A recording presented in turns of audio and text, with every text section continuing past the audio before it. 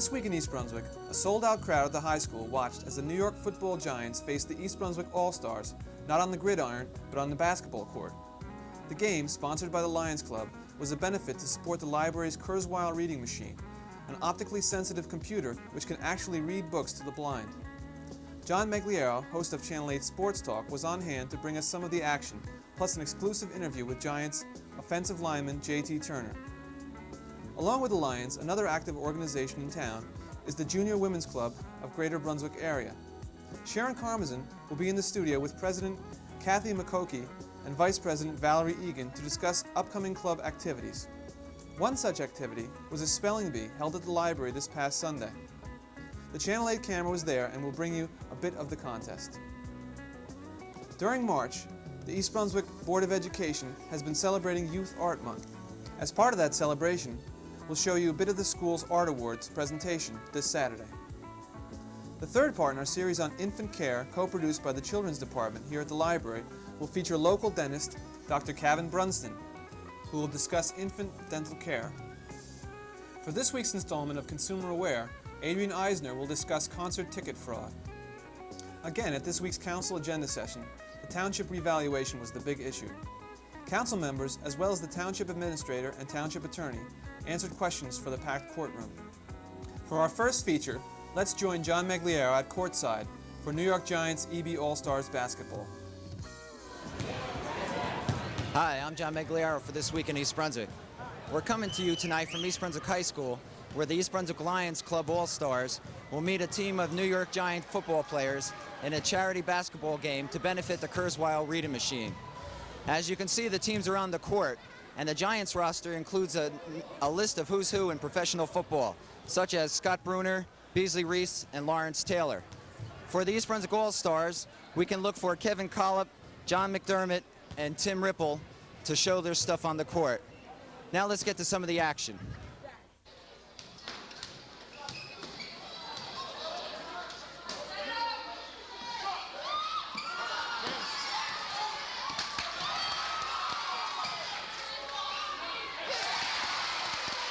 All-Stars basket by Tom Laughlin.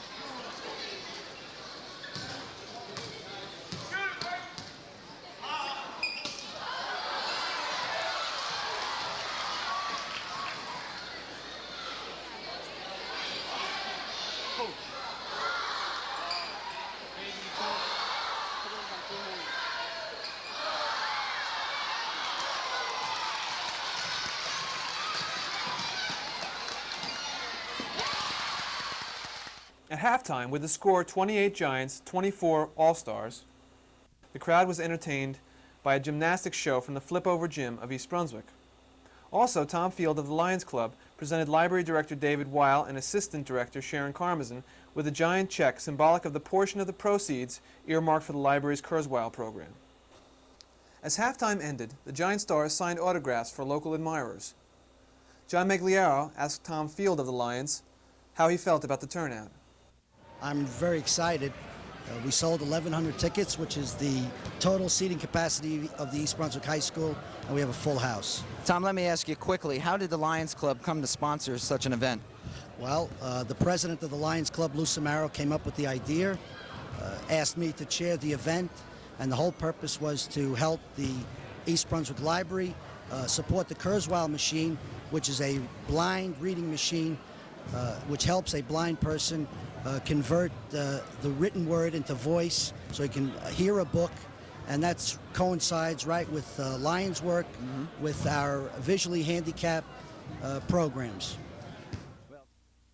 John also caught Giant offensive lineman J.T. Turner during halftime for a quick interview. We're pleased to have with us J.T. Turner, offensive captain of the New York Giants. J.T., a quick question for you. The NFL season begins in a few short months. Any repercussions from last year's strike? No, I don't think so. I think everybody's looking forward to this season. We feel like we were cheated last year because we didn't get to play a full season, and we're looking forward to this one. Great Ladies and gentlemen and anticipation. youngsters, can you please clear the JT, what do you think of the USFL? I think it's in this early stage right now. I think they should have played a couple of exhibition games before they really got underway. But I think in the next 2 weeks will probably tell a story for the USFL, but I hope it works. JT, thanks a lot, and good luck to you and the Giants this season. Thank you, too. Okay.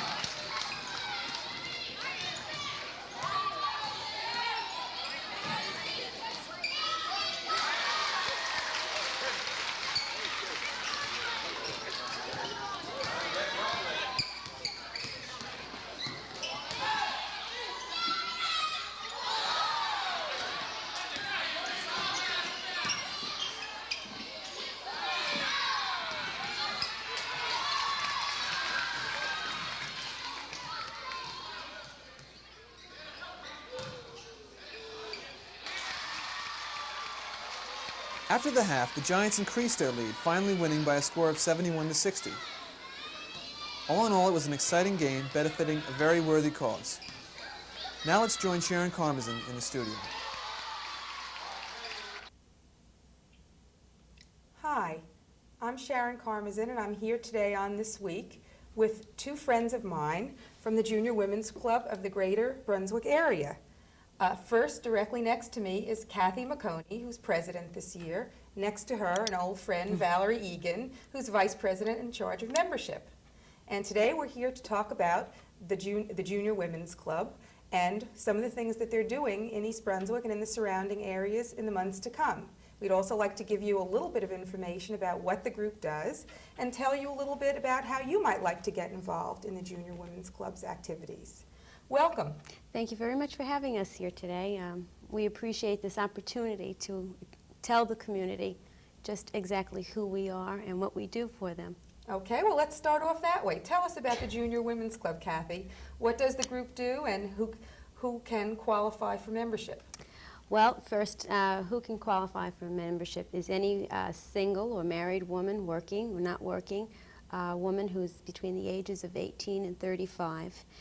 And what do we actually do? We are a service organization. We take on many projects that are going to help some aspect of the community life. Do many of your projects take place in the evening so that working women would be able to become involved, not just daytime people? Yes, we meet the first Monday of each month. That's our general meeting, and then the last Monday of each month, which is our department meeting, is where we do these projects. So for the working woman who is busy during the day, she can come out in the evening and help us and participate then. I see. Where does your group meet? At the Cottage Avenue Firehouse in Milltown at 8:30 at night, and then the department meeting is in one of our homes. I see. Tell us about some of the projects that you're involved with. Well, the month of March is a very busy month for us. Besides Spelling Bee, we'll be having an art auction on March 25th at the American Legion Hall, DeVoe Avenue in Spotswood. And the proceeds from the art auction will be going to the Spina Bifida Association, who has been voted by the presidents of our district to be the project for this year. So the public is welcome to attend. The tickets are $3 per person, and we would like them to be pre-sold so that we know how many people are coming. How can people reach you for tickets? Well, they can call myself at 251-7689, or they can call the chairperson, and her phone number is 297-6325. Okay, and what else are you going to be doing this year? Well, we've had a lot of projects in the previous months, and most of them are service work. We'd like to take on service work projects because with all the cutbacks that are happening now, this is what organizations and hospitals are looking for, is the volunteer. And in September we made 35 faceless rag dolls, and they're very cute little blank dolls that the child can draw a face or whatever he or she would like to do to them. And the doctor will then use this doll to explain to the child what's going to happen to them, or even the nurse said that they will inject the doll to show that it doesn't hurt. Sounds like a great idea. It is. We've had other projects. Valerie here is bursting at the seams to tell about one. Why don't you tell them about the wish tree? I think our most successful project this year was our wish tree. We got hold of our scout troops and had them make Christmas tree ornaments. And attached to the ornament was the name, not the name, but the sex and age of a child, which was given to us by St. Peter's Hospital and, Social worker there. and the social workers at St. Peter's Hospital. I think we had some names from the Division of Youth and Family Services. These sex and age were attached to the ornament. Then they were placed on the tree, which was situated in Odyssey Travel. Every single ornament was taken. We had 35 ornaments made by the scout troops. We received 37 presents. Isn't that great? I That's know. a terrific idea. I've never heard that one Well, before. We have to that's thank really the good. community for it. That was The community fantastic. made it a success. And it helped, you know, it made a nice Christmas. Yeah, but that's really nice for to have a these group children. that's willing to put it all together. Well, you know, it's nice as president. It's nice to see someone come in with an idea, and then the girls will work on it, organize, plan it, and then to see the success of it. As one of our projects that we have right now is an art cart, and just to show you how it starts from an idea and works its way up. One of our girls, her name is Connie, she went to a fall conference workshop, and she heard this idea from another junior. And it's an art cart, you know, that they have in the hospitals, filled with supplies, glue, paper, whatever, you know. And they go to the pediatric unit, and the children can use whatever they like and make whatever they want. Well, it was such a success in this town that Connie brought the idea to St. Peter's Hospital, and St. Peter's said, we have a cart, but no one to push it or man it. So we started in February, and I will be going tomorrow, as a matter of fact, to the hospital and push this cart around in the pediatric unit. And if the children want to participate, they can, to make their stay a little bit more enjoyable if it's possible. And what happened in this other town was that it kind of mushroomed, that the pediatric unit was making pictures for the geriatric unit, and geriatric in turn to the pediatric. So it just mushroomed, and here was something that was sitting right at St. Peter's, and that there wasn't the volunteer to man this cart. And we, you know, took the idea, presented it, and now we have a full-fledged project that is going to be a success. Sounds great. Yeah. Well, it sounds to me as if your organization is not only a great one for people who are interested in doing something in their community, but also a great way to meet other people, possibly if they're new in the community or would like to make some new friends. Great way to combine both social aspects with some volunteer work in the community. Can you tell us, Valerie, if someone's interested in joining the Junior Women's Club, how do they go about it? Well, the easiest way would be to pick up the telephone, and they can call me at 254-0451. Or on any first Monday of the month, you're quite welcome to come to the Cottage Avenue Firehouse in Milltown. and we have our general meetings. And it's very simple. Believe me, we will welcome you with open arms. As a matter of fact, we're having a department meeting tomorrow night, and if anyone is interested, they can call me, and if they'd like to come, they can, and my number has been given. Why don't you Right, tell them what okay. we're making? Yes, we'll be making coloring books for the visually impaired, and a girl has drawn like an apple and orange, and we'll be gluing string around the outline of that picture so that the visually impaired child can color, because they'll be feeling within the string area. So it'll be a raised kind of image. Right, right. Okay. Well, I'd like to thank you both for being here with me. Thank you. And wish you luck with all your projects. Thank We'll you see you very at the much. spelling bee. Yes. Okay. Bye-bye now. Bye-bye now. A spelling bee, one of the activities sponsored by the Junior Women's Club of Greater Brunswick, was held this past Sunday at the library. It attracted students from many surrounding communities. Competition was heavy. By a process of elimination, 3 spellers remained in the end to compete for the prizes. The winner, Eileen Vandenberg, an 8th grader from Carl Sandburg School in Old Bridge, took first prize, a $50 savings bond. Here are the 3 finalists spelling their prize-winning words. D A U N T E D on Johnson.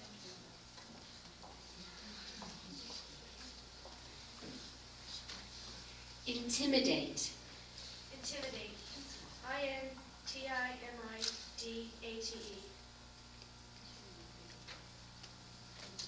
Obnoxious. Obnoxious. OBNOXIOUS. Obnoxious. Whimper. Whimper. WIMPER.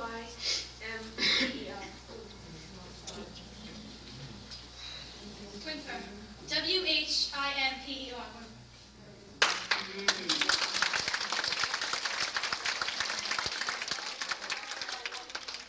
She needs one more word.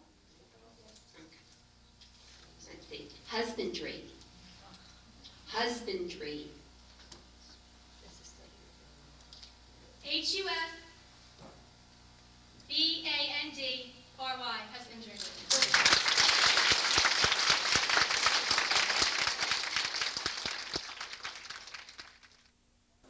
The Board of Education honored student artists this Sunday at the library in observance of Youth Art Month.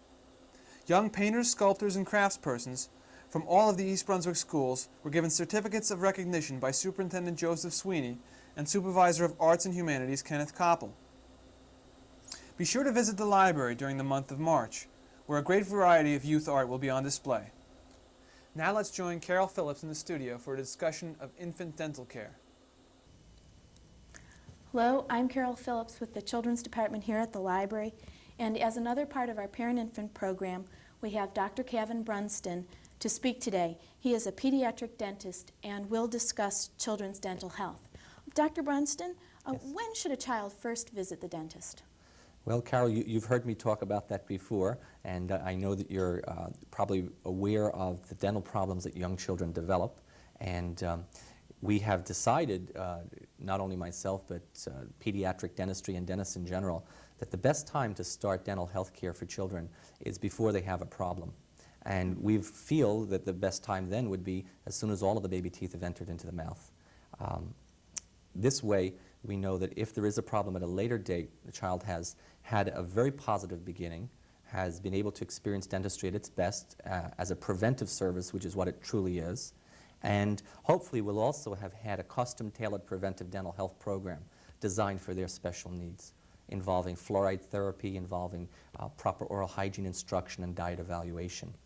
So in our practice, we recommend to parents that ask that as soon as they see all of the children's teeth in, which could be between 18 months and 24 months of age, that they come in for their first exam, have the child introduced to the office, the smells, the sounds, the environment, have them come in and play and look around and see the other children having their teeth examined, and really get off to a very positive start. And we think that's very, very important, because anything that is to come in the future after that will have very, very good groundwork set already, and the behavioral patterns will have been set also. Okay, so then we should first bring our children to the dentist between 18 and 24 months. Yes. When do you first start brushing their teeth? Well, brushing children's teeth should begin actually before the teeth even come into the mouth. And that would be with the infant, and after a feeding, parents should really look in the child's mouth, perhaps take a wet washcloth or a piece of gauze, wrap it around their finger, and holding their child, just wipe all of the gum pads and clear off the residues of whatever they were fed, particularly before they go to sleep. We find that not only does this decrease teething pain by eliminating bacteria-destroying food products in the mouth, and the acid seems to be implicated in a lot of teething pain, it also gives a parent an opportunity to see the children's mouth, to really look in there, see the gum pads, familiarize themselves with something that they normally don't do, so that when the child's teeth do come in, the parent is familiar with what they're going to be seeing, and more importantly, the child, the infant, is relaxed and used to having mom or dad put a toothbrush in their mouth. And they'll be used to it already and may not give them quite as big a problem in getting their teeth brushed.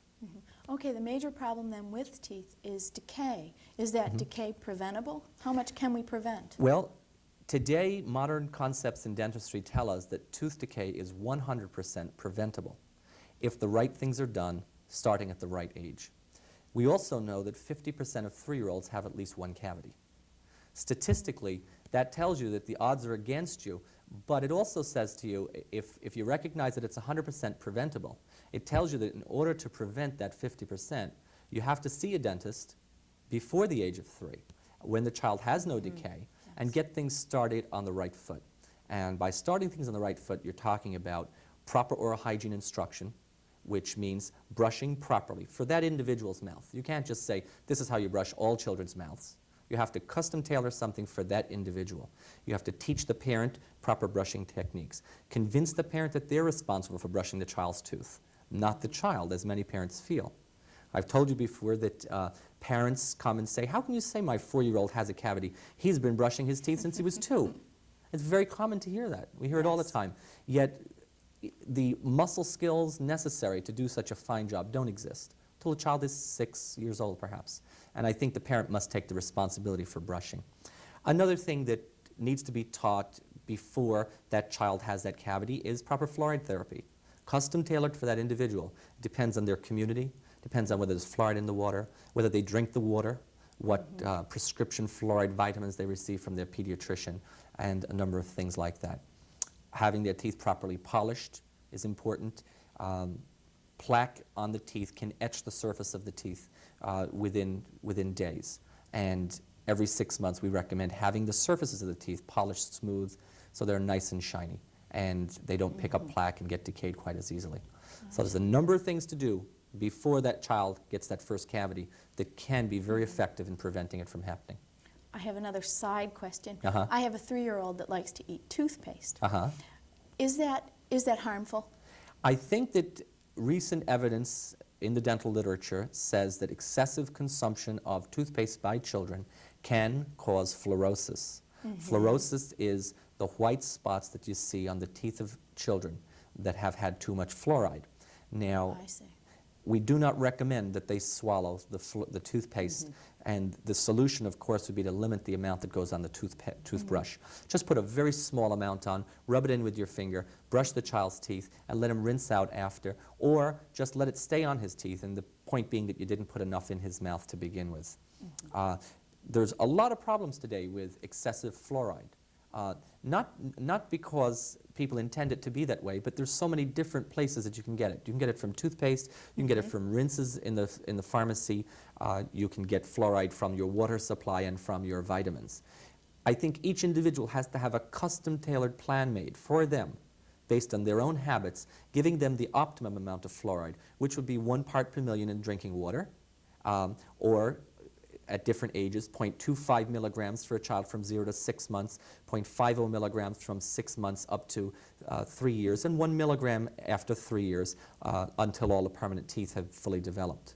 So there's a specific plan for each person, and you can't just routinely go out and say, hey, I'm taking fluoride, I'm not going to get cavities, because you might risk having fluorosis.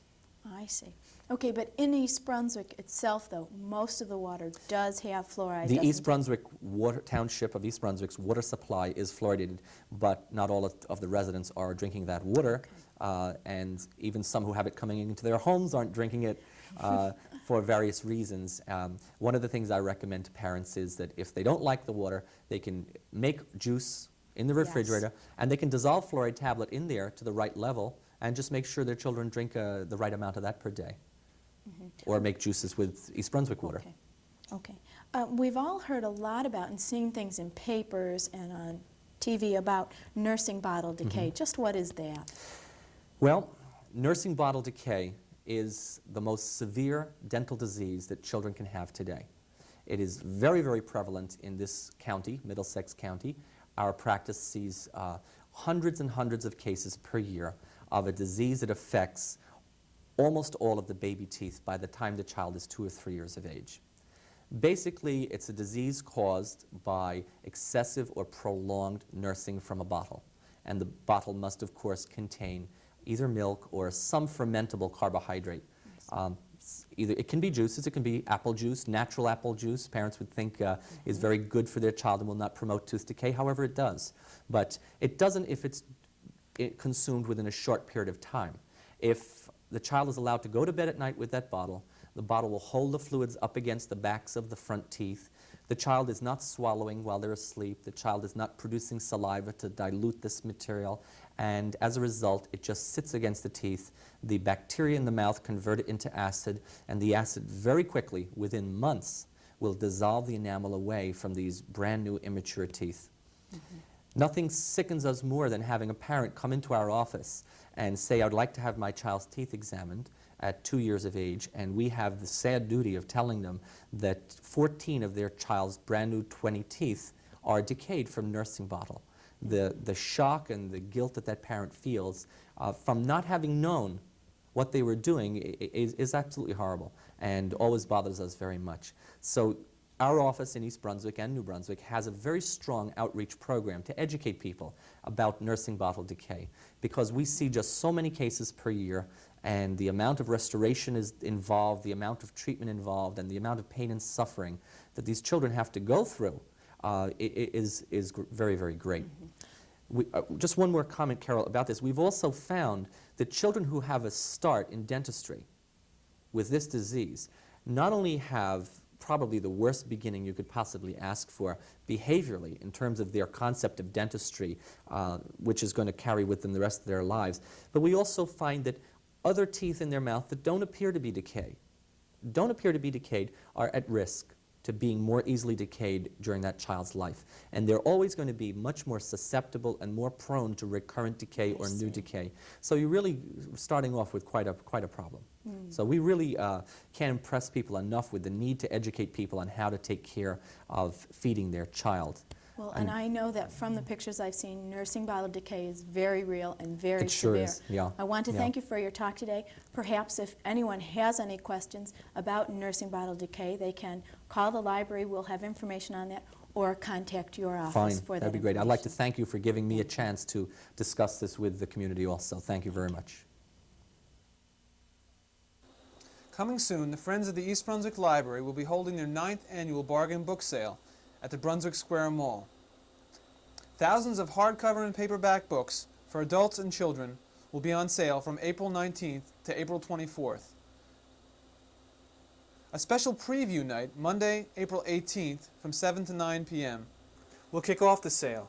There will be a $1 admission charge. Now Adrian Eisner of the Township Consumer Affairs Office will discuss concert ticket fraud. Hello, and welcome to Consumer Aware.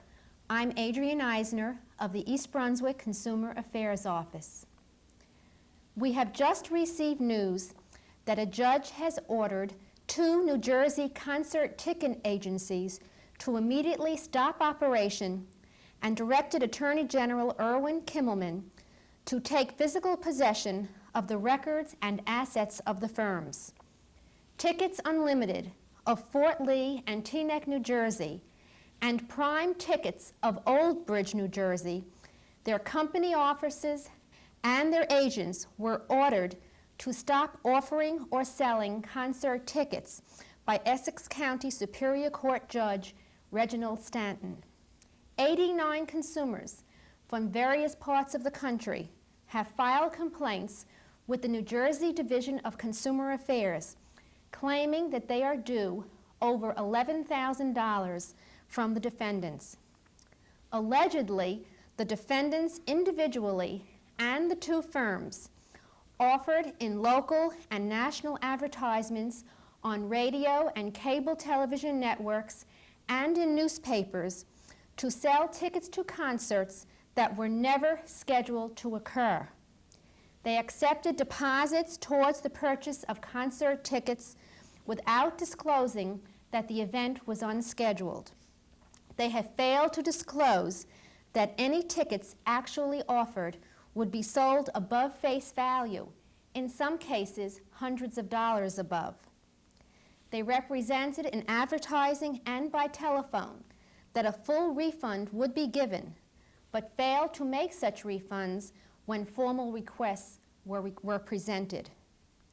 These practices allegedly have taken place from March 4th, 1981 until the present. We urge anyone responding to an advertisement for concert tickets to confirm with the arena or hall involved and be sure that a concert has actually been scheduled before spending any money.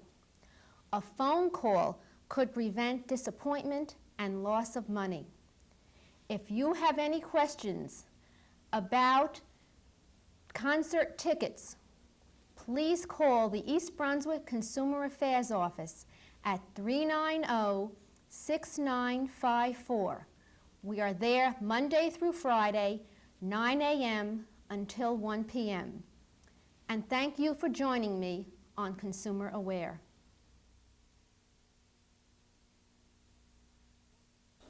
At this week's Township Council meeting, the courtroom was again filled with homeowners who had come to complain about the recent Township property revaluation. Following council discussion of Fire District No. 1's budget and the Township Capital Improvements Program, residents made statements on and asked questions about the reval. Here, one resident states her feelings on the issue, followed by Township Administrator John Runyon's response. My home was assessed for $81,800. The homes in my area have been selling for $54,000, $59,000. I want to know, even if you assessed me at $65,000, it would have been reasonable. I want to know how my house is worth $81,800 and how they came to that figure. Was it from Bergen County, North Jersey, South Jersey, where? Any real estate agent would tell you my house is not even close to what I was assessed at. My neighbor was assessed at 96, a Cape Cod. How did they arrive at that figure? Did you meet with him? No. The meeting? I might as well not have. I brought all my information, and they did not want to see it. They didn't take the information down? They wrote it down. They want nothing. They didn't want to know nothing else. I wanted to see their comps. They couldn't show me nothing. I'm going to be paying taxes on $81,800. That's not even close to what my house is worth. 65, 68, maybe. $81,800, it's not. And none of my neighbors' houses are worth that either. And I want to know, if this is going to be pushed through or not. Because I can't stay in East Brunswick if I'm going to be paying taxes on $81,800. Yes. Can I make a general comment with regard to the fact of the matter is that there are areas of the community that are assessed too high, much too high. Right. Mr. Bailey is aware of that. But I want Mr. Bailey to be aware of it. I guess I'll just keep talking and then you can all leave me up in the hole later. The fact of the matter is that the revaluation firm set the values. They were set out. Mr. Bailey, the public responded. Mr. Bailey is reviewing all of the concerns. I think he's identified 7 discrete areas of our community where he feels substantial error was made in the assessments that were set by the reval firm. 2 that come to mind are Windsor Park and Indian Forest, for instance. Now, he is in the process of reviewing and revising those assessments, and he will be certifying them in the final analysis of County Board of Taxation. Everybody will get a letter stating what occurred with regard to their specific assessments. Now, I sent a memorandum to the council that I'll stand by. One, you have to evaluate whether or not this valuation or revaluation was done properly by comparing the values that the reval firm set with how houses are selling in East Brunswick now. And in fact, the numbers come out to be very good. The best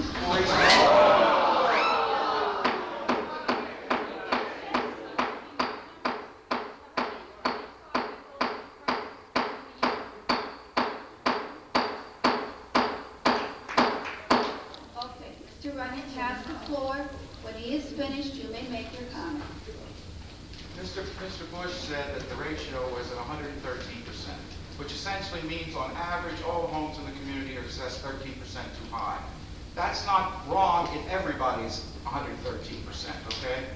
Now, the fact of the matter is that there's a statistical analysis that is done by the state to determine whether or not the properties are assessed equitably. That means, is everybody around the same place? Either everybody at 85%, or is everybody basically at 100, or is everybody basically at 113? The closer you get to zero, which means that everybody's exactly the same place, the better off you are. Now, East Brunswick, from 78 through 81, in 78 we were 11.32, in 79 we were 10.99, in 80 we were 10.63, in 81 we were 11.84. Based upon the sales analysis today, the value set by the reval firm for residential property is 9.95. Now that's the best in 5 years. Now whether you believe it or not is up to you. I don't care. That is in fact the truth. You don't want to believe me, and I'm telling you what is occurring. But what I'm saying is, within the framework of that, there are areas of our community where the homes generally are assessed improperly. Mr. Bailey has until May 1st to correct those situations. Now, that is what he's about, and that's what he's going to attempt to do. All I can tell you is that you'll be, the folks who have great concern probably have concern because they should be concerned. And we need to give Mr. Bailey the opportunity to respond to those concerns. And then after that, if you're not satisfied with the response we received from Mr. Bailey, then of course you have the right to do a formal appeal to the Middlesex County Board of Taxation. But on average for the entire community, the value set in the way in which the tax board evaluates, and I think that's the important thing. The numbers I'm using here are not something I made up. It's the standard the state uses to determine whether or not you win your tax appeal or not. And the fact of the matter is that what our house is not worth, just because the state says that's the way it is. If I wanted to turn around and sell my house, or if I wanted to get rid of it now, if I couldn't afford to stay there, I couldn't get what they say is worth. I'm sure you can. Just for tax purposes. I'm sure you can. And you want, there's a house on my block sold for $54,000. It's got a garage, it's got an 11 by 13 addition, and an addition beside the garage. More square footage than I do. It sold for $54,000 on my street, 2 houses away from me. Now you tell me, can that compare with 81 acres? I would expect that, or my neighbor that was assessed at 96? There's not even a comparison. Well, I can't speak to your specific situation, but I know. Well, I can, because I live there. I know, and I'm familiar with it. You're right, and I think Mr. Bailey is aware of it. And he knows you're right, and he's moving to make changes around the community where there are substantial problems. That's all I can tell you. The Township Council will hold a public hearing on the municipal budget this coming Wednesday, March 30th at 8 p.m. The meeting will be held at the municipal courtroom. Any residents interested in the 1983 budget are encouraged to attend.